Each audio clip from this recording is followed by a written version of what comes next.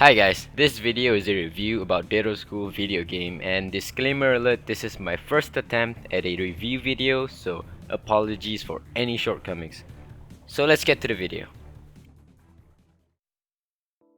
Dero School is a side-scroller, platforming, hack and slash RPG game officially released 4th of June 2019 on the Steam store, though this game was probably an early access before that. The simplified synopsis for this game is zombies, or mutants, conquered the land of Tokyo. Human race withdrew underground to survive and live quietly.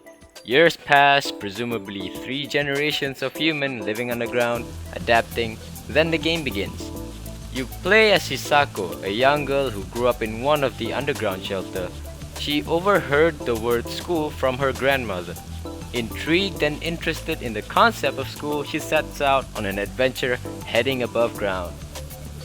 Being honest, this is my first story or single-player side-scroller platforming game, so I have no idea what to expect.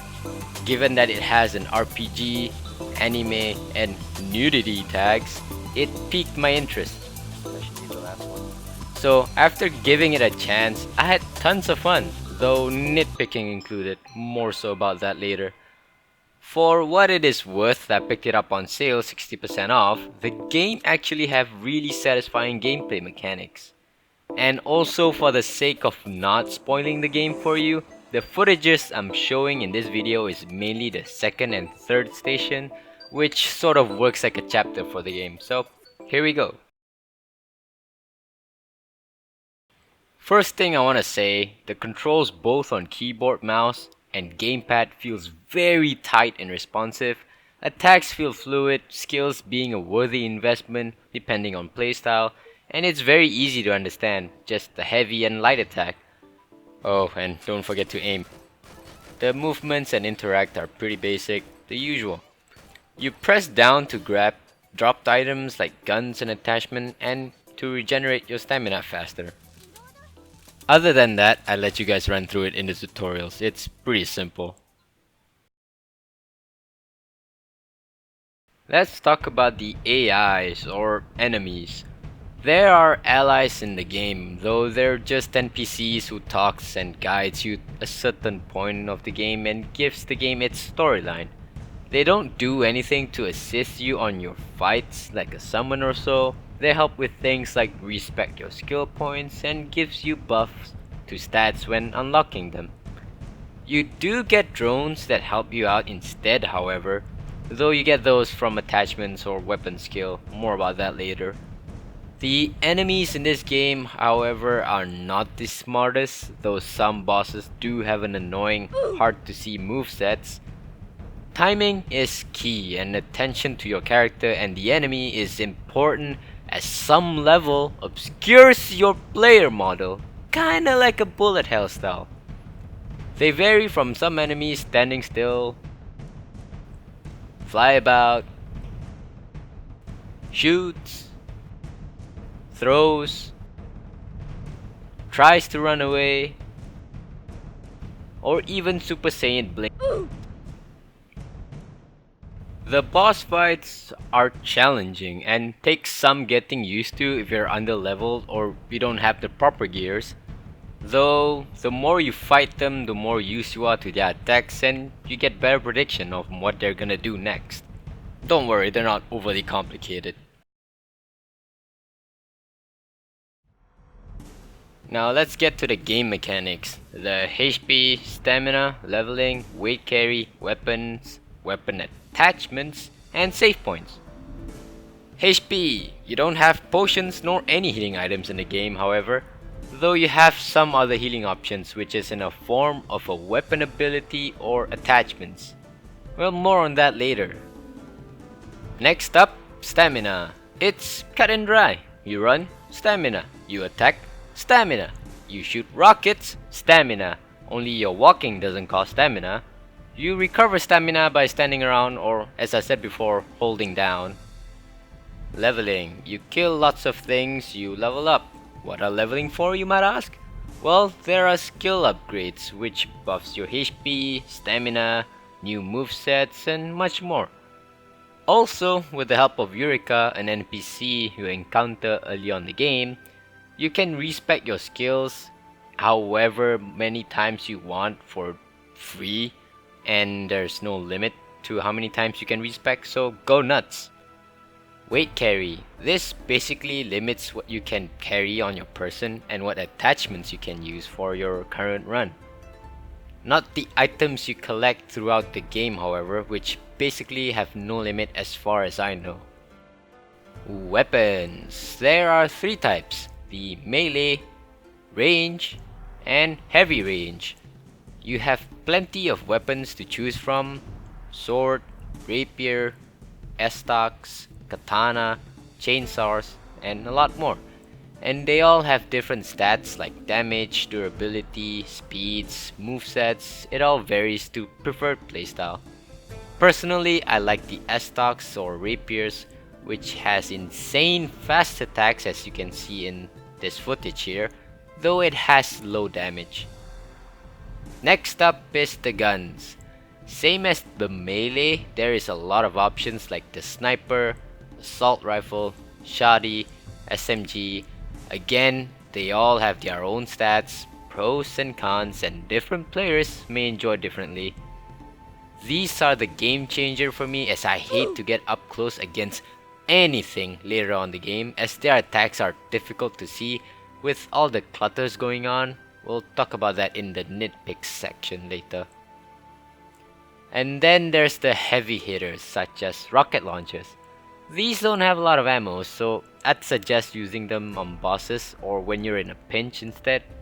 There's flamethrowers, grenade launchers, bazookas, and some other stuffs that I can't remember because I don't use them. Save points or vending machines. This little baby can recover everything on your character: HP, ammo, weapon durability, as if you're brand new. It also works as a fast travel points within a station, and this machine sells you randomized stat weapon and upgrade attachments every 10 minutes, like Borderlands did. All the stores in the station have different items for sale, so do check regularly if you like.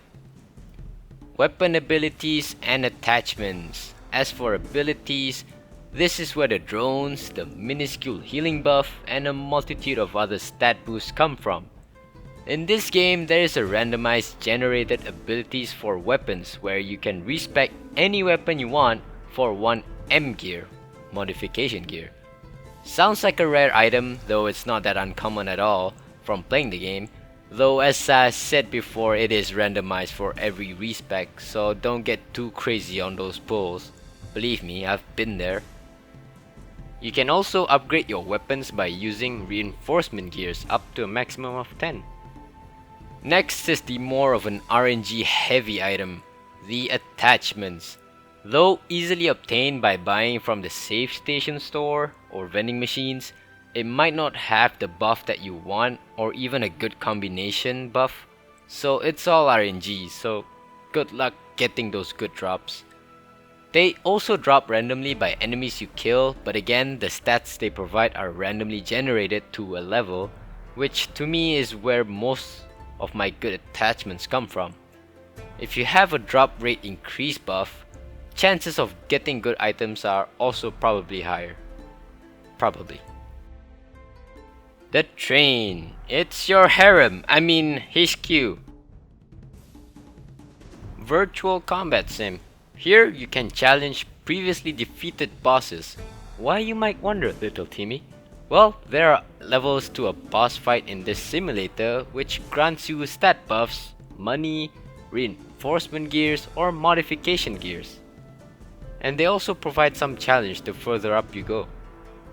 And as for the other carriages in the train, or HQ, it's just collected items, NPCs. They don't do much besides for show or trophy. The story. The story is there. It's all shooty and slashy, not exactly Shakespeare-y. And you can tell the price tag is placed in the gameplay, not story. The story does gradually get interesting after Station 3, though you gotta play it for yourself. The graphics. It's side-scroller platforming, it's as expected. The play model is 2D, however, map intros and boss intros are pre-rendered, and especially the boss intros are pre-rendered Borderlands style. The 2D art is nice, and it's made by Mokusei Zaiju, as said in the credits, I presume, because the translation was a bit spotty there. You can Google it up, cause that's a dark road you're going on. The dialogues. The dialogue in this game is predictable at best, and if you're used to visual novels or manga tropes, you catch up with it early on the game.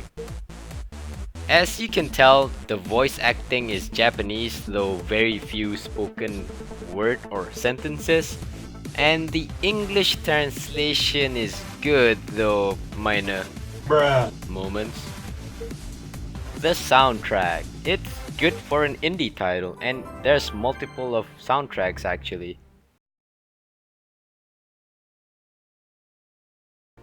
Now let's move on to the pros. There's a lot of these cute little puzzle mini games in this game, but it's not really that hard to beat, but it's just cute. It's scattered about wherever you're trying to collect for a souvenir or an NPC. The other pros is it has never crashed on any of my playthrough, sessions, or recording sessions. So it does show that the game is very much stable, or at least for me. And do note, I've been playing this game for at least 28 hours and it has not crashed once. The gameplay. I can't put my finger on it, but there is just a satisfaction level to it where I can see my skill investment and my time investment is being paid off when I see all those numbers fly, and the controls being really tight and responsive is just a good combination. Now, let's get on to the nitpicks or cons. Not all games are perfect, and this game is unfortunately also one of it. But that doesn't mean this is a bad game. No, far from it. This is a good game and I can recommend it to you. These are just my nitpicks that gets on my nerve throughout my playthrough, so here we go. Insane clutters. Now, I don't know if this is a side-scroller platforming game thing where things are just thrown at you left and right until you can't see your character. This game, it doesn't get that bad because you don't get injured by walking into enemies, so I give it a pass, though it gets on my nerve when I can't see my character and I run into a wall or something. The level design could use more polishing because there are just some things that are there that I did not notice on first glance, and it kinda bite me in the ass later on the game. Check this out. Can you see where I was supposed to hang on to? I'll give you 5 seconds.